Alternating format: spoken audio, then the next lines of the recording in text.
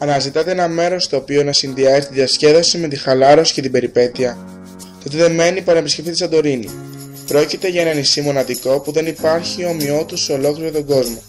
Διαθέτει μια μυστηριώδη άβρα και πολύ εντυπωσιακά φυσικά χαρακτηριστικά. Η Σαντορίνη ανήκει στο Κυκλαδικό σύμπλεγμα και απέχει 128 ναυτικά μίλια από τον Πειραιά. Έχει έκταση 73 τετραγωνικά χιλιόμετρα και κατοίκους 14.000.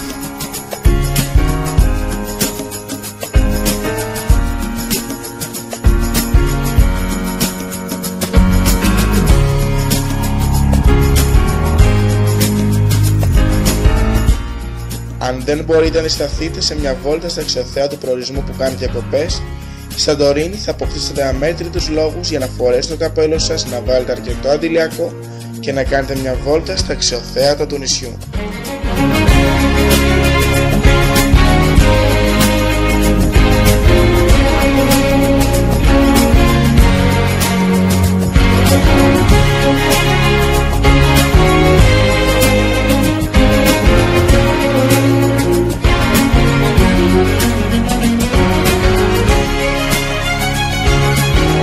Η Σαντορίνη είναι παγκοσμίως γνωστή για τα ηφαίστειά της, το μαγευτικό ηλιοβασίλεμά της και τις υπέροχες σχηματιστές παραλίες της.